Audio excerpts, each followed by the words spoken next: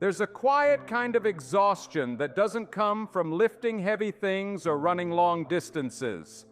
It comes from constantly trying to prove your worth, from measuring your value by how much you've done, how much you've achieved, or how much you've helped others.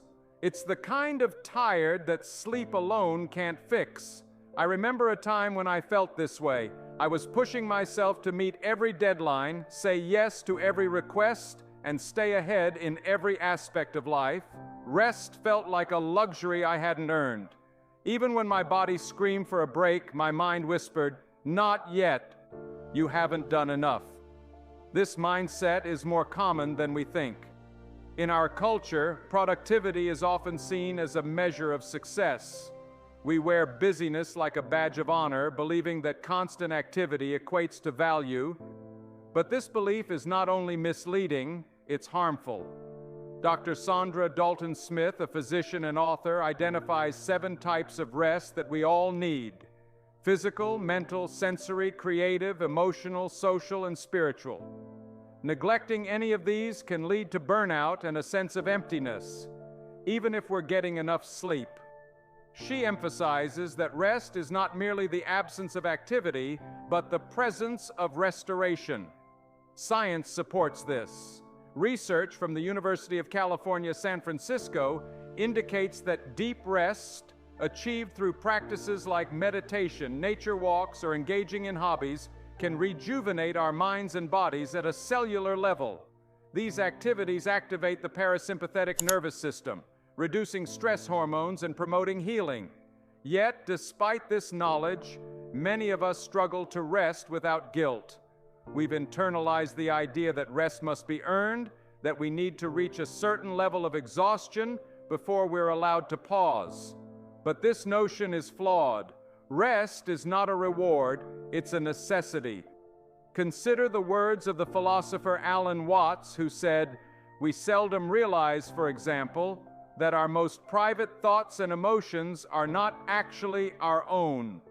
For we think in terms of languages and images which we did not invent, but which were given to us by our society."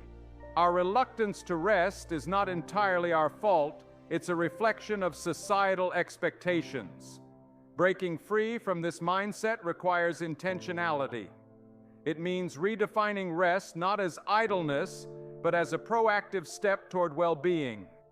It involves recognizing that taking a break can enhance our creativity, improve our decision-making, and strengthen our relationships. One of the simplest yet most profound ways to shift our mindset is to speak to ourselves the way we would to someone we care about. Imagine your best friend telling you they're tired. Would you tell them to keep pushing to do more to earn their rest, or would you say, "You've done enough. Take a breath. You're allowed to stop"? Psychologist Kristin Neff, known for her work on self-compassion, emphasizes that treating ourselves with the same kindness we offer others can be transformative. In her studies, people who practiced self-compassion were less likely to experience burnout and more likely to sustain long-term motivation.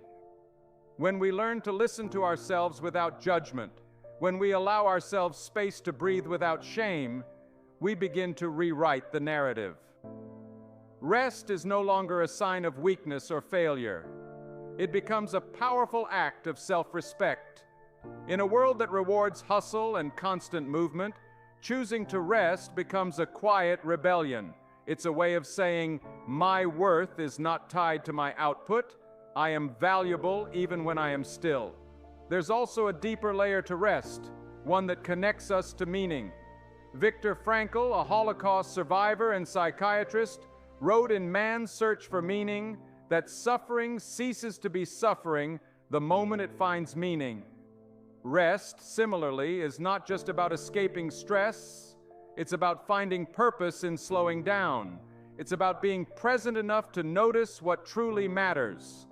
When we rush from task to task, we often miss the moments that give life its richness. A genuine conversation, a quiet morning, the feeling of wind on your face. These small, still moments remind us who we are beneath the noise. You're allowed to rest, not just because you've done a lot, but because you're human. And being human means you carry burdens no one else sees, worries that don't clock out at night, fears that follow you into your dreams. There's no scoreboard for that kind of effort. No one claps for your invisible battles, but they're real and they deserve rest. So the next time you find yourself justifying why you shouldn't take a break, stop. Remind yourself that rest is not something to be earned, it's something to be honored. And maybe in that rest, you'll find not only the energy to continue, but the clarity to move forward in a way that feels whole. Not just productive, but fulfilled.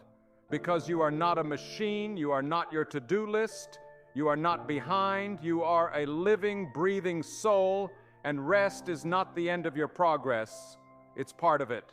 If this message resonated with you, I invite you to take a moment to breathe deeply and give yourself permission to rest right now, without any conditions. If you found value in this video, please like, share, and subscribe to join our community focused on quiet strength and emotional healing. Your support helps us create more content to guide you on your journey of self-awareness and personal growth. And if you feel comfortable, leave a comment below, sharing how you allow yourself to rest. Your experience might inspire someone else today. Thank you for watching.